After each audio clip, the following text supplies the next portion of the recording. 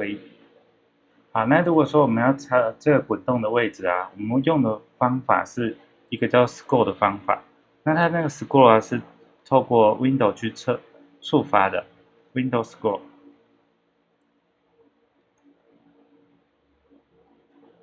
那这个地方我们就可以先写一个 Window scroll 的function。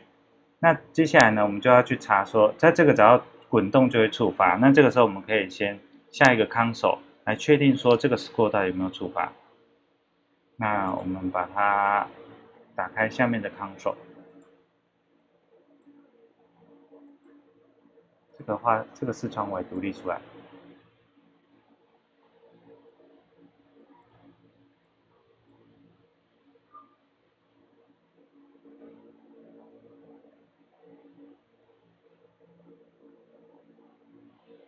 好，那像是我们现在如果滚动视窗的话，我们就会看到说这边有一个 AA， 它就会跳，最左边这一边有一个 AA， 像这样。那所以这个时候我们就可以知道说，哦，滚动的事件有被触发了。那这个时候我们要知道说，那它滚动的位置在哪里？它滚动的位置在哪里？那它滚动的位置啊，它会是在一个在 Window 的 Scroll Tab。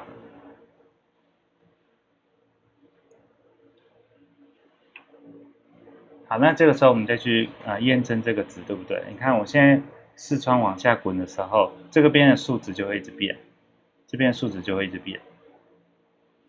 那接下来呢，我们现在就是要把这个数值啊存起来。我们要把这个数值存起来，因为如果说我们反复的去写这个 scroll tab， 其实是蛮麻烦的事。所以我们在滚动的时候啊，我们就去定义一个变数，叫做 scroll tab， 然后等于 Windows scroll tab。那这个时候我们可以再把它贴进 console log 里面去看，它这个数值有没有被存起来。这变数我们被存起来，那我们再滚动一次，就可以看到，这个数字有被存起来。好，那现在的话呢，就是说我们滚动到第二个区域的时候，第二个区域我们有给它一个 ID 了。那这个 ID 呢，我们要知道它的位置，然后并且到它那个位置的时候，把这个nav 呢加上 fix 那个 class， 那 fix 的 class 呢就会把它固定住。好，所以现在第二个步骤就是我们要知道那个下面第二个 session 的位置。那知道它的位置的方式就是会有一个 offset。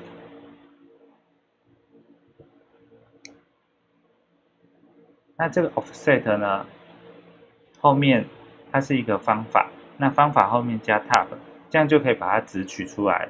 那我们一样用 console log 去看。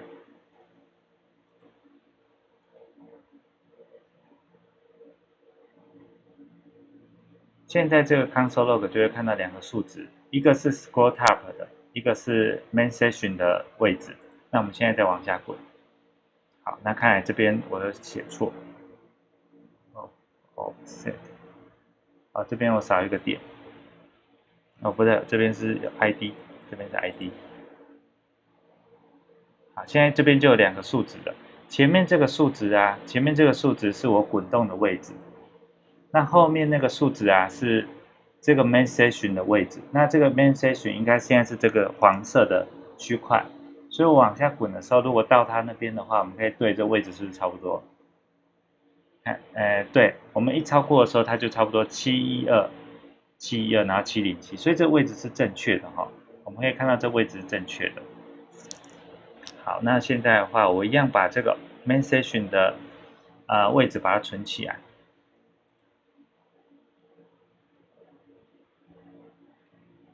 我叫 main tab 好了，短一点。那把它放在这一个地方。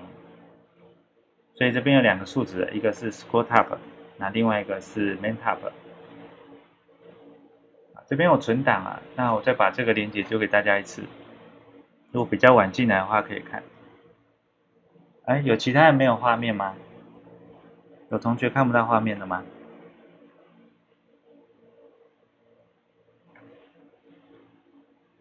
如果没画面的话，你可能重登一次试试看哦。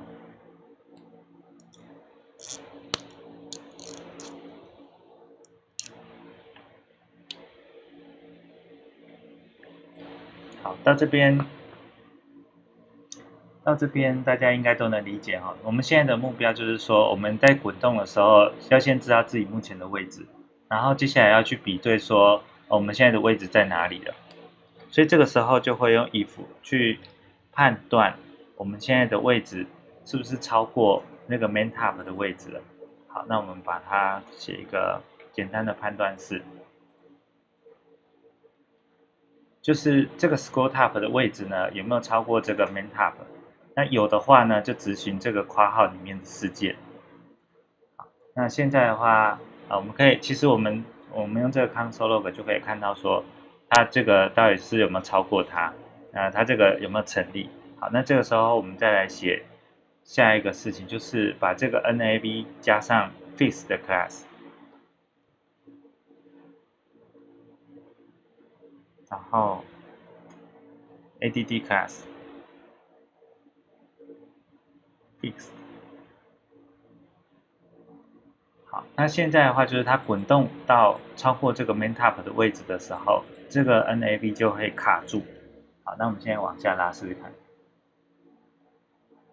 有，它这样就会出来，然后再往上拉，可是往上拉的时候它并没有消失。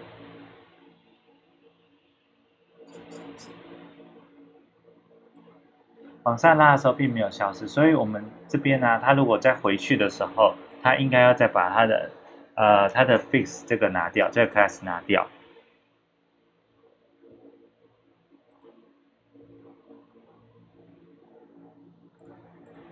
好，那我现在这边的话再加一个 else 就是除了这个上面这个事件如果不成立的话，执行另外一边另外一个事件。那这边的话就是 remove class fix。好，那接下来我们再移动一次，这样往下移，这样有出来，再回去，有消失，这样有出来，但是有消失。那这样的话就算成功一半。为什么会说成功一半呢？其实它现在这个版型啊，我们在插入的时候，这边我加入一些文字给大家看。我们在滑动的时候啊，这边看起来都很顺，但是到这个地方的时候，它会突然有跳位的感觉，因为啊，原本上面这个区块的Navbar， 我们叫它 Navbar 好了，我习惯叫它 Navbar。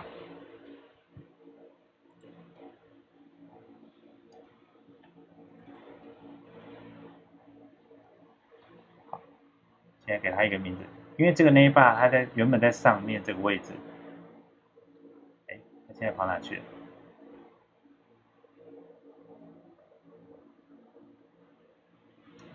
我刚刚这边有改名字，稍等一下哦。因为这个 Navbar 它原本在上面这个地方，但是到这个区域的时候，我们把它原本在上面的空间拿掉了，所以它在这个地方会有跑板的感觉。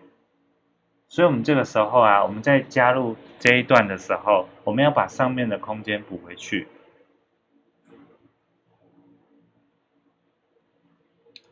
最简单的方式就是加在 body 上面。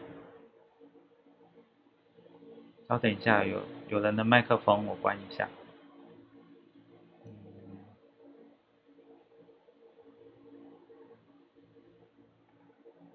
好，关掉。最简单的方式呢，就是把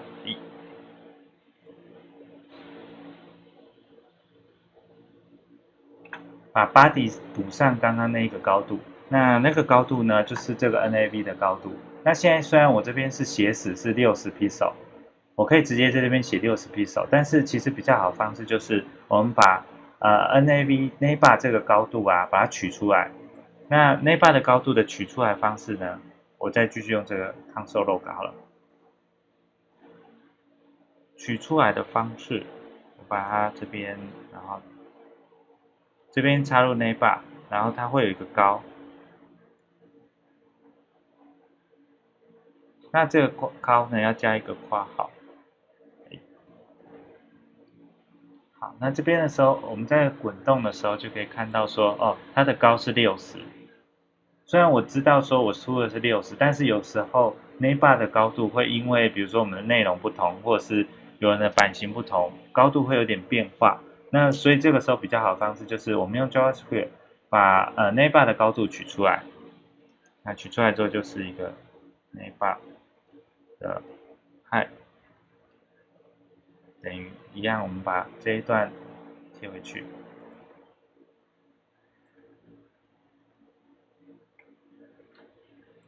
那所以 body 呢 ，body 的话，我们就做一个 padding， up， 然后加一个Navbar 的 height。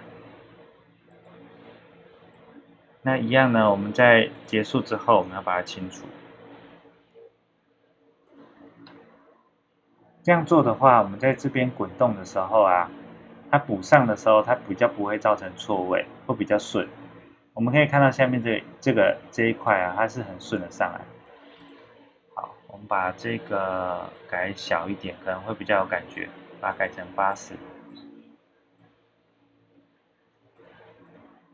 好，那现在的话，这个 Navbar 的位置啊，就会比较顺，它不会因为上面的 padding 啊，这个 body 因为 padding 消失，然后所以造成错位。好，这段的话，我再介绍下一种写法，就是说，好，这段我怕介绍太久，我介绍另外一种比较也蛮多人使用的方法。这个方法呢是说，假设我们的Navbar的位置啊，一开始不是在最上方，是在画面的中央。那我们往下滚的时候呢，它才会 fix 在上面。这个方法也蛮多人使用的。好，那这一段的话，我把Navbar的位置稍微换掉，换到这边来。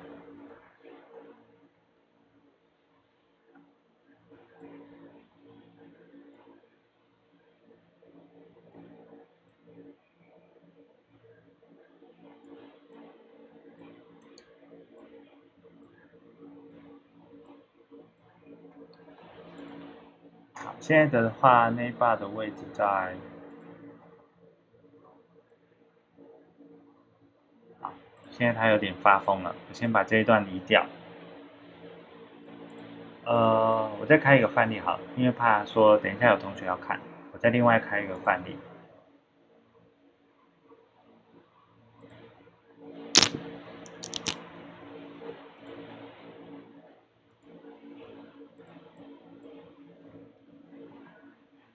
这个范例呢，要跟刚刚不一样。那这个范例要把Navbar的位置呢往下移，我移到第2格就好了。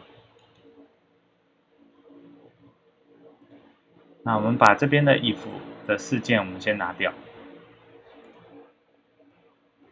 我们保留原本的一些 code 就好了。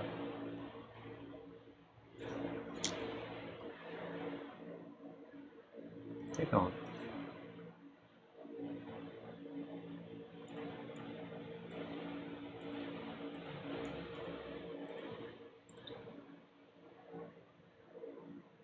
好，那现在的话，它现在没有任何效果。那我们预期呢，就是这个Navbar的位置啊，我们在往下滚的时候，等到它这个区域的时候呢，它要 fix 在上方啊。那所以说呢，这个Navbar的位置呢就不是很重要，它上面多少我目前都不知道，所以要到它的位置的时候，我才把它fix 上去。那我们先直接写好了。它现在的关键点呢是在它的目前一开始的位置，所以在 document ready 的时候，我就先把 Navbar 的位置先取出来。这边有一个 nav 的 top， 我先把它取出来。那取出来的方式跟刚刚都一样，我直接把它这个扣往后贴就可以了。好，那我们直接先写看会发生什么事。那既然我直接会这样写，代表说，它其实这样子是有点错误的。好，那我们一样就是把 scroll tab 的位置呢，如果大于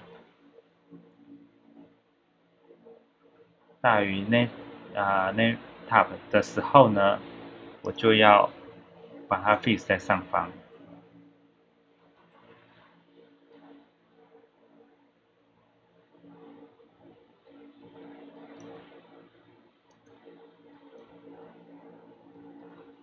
那如果不是这样的话，就把它移除。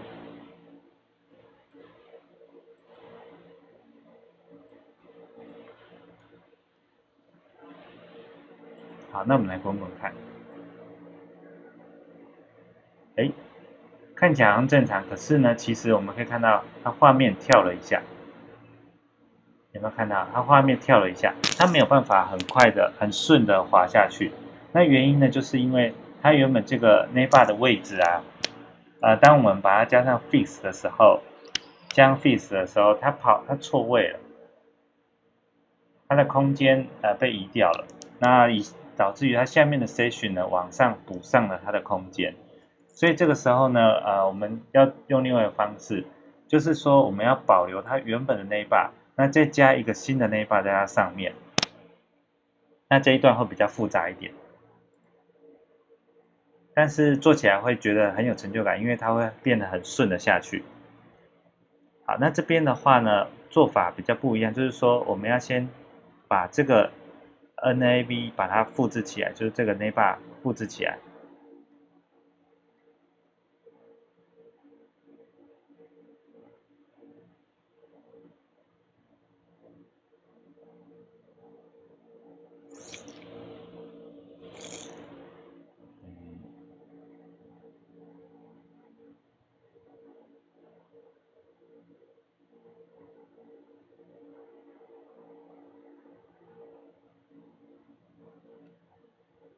这样的话就可以把那个NAV 先复制起来。那复制起来呢之后呢，我们要先就把它再加到页面上。那加到页面上的方式呢，就会变成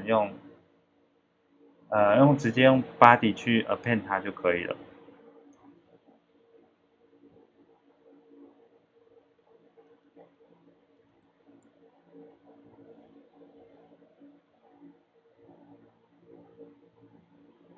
这段要往上贴，因为它如果说在 scroll 的时候 append， 它会 append 很多个，所以这边的话就直接append 这个我们复制起来的 HTML。那我们现在看一下，在哪里呢 ？append 的话，它会在后方，它会在画面的后方它这边就贴上去。这一段要先把它移掉。它 append 的 Navbar 会在最下面它会从下面加上去。那我们这个加上去的 Navbar 我们要再给它加一些 class， 就是先把它 fix 住，把它固定住，因为它这个是复制出来的，所以它不用跟之前的一样，所以我们直接给它加这个 add class fix。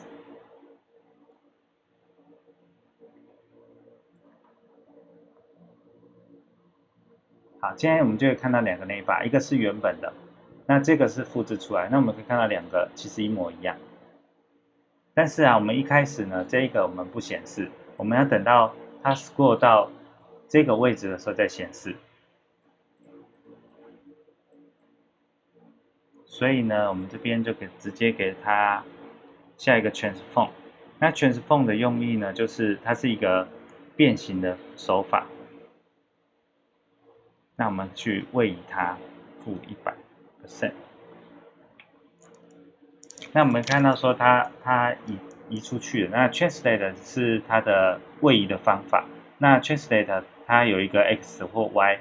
那 y 的话就是垂直移动，那 x 就是水平。那 y 的负100% 的话，就是把它整个物件移到画面的上方。那所以说我们现在的用意就是说，在往下移的时候，等到它进来的那个画面就把它显示出来。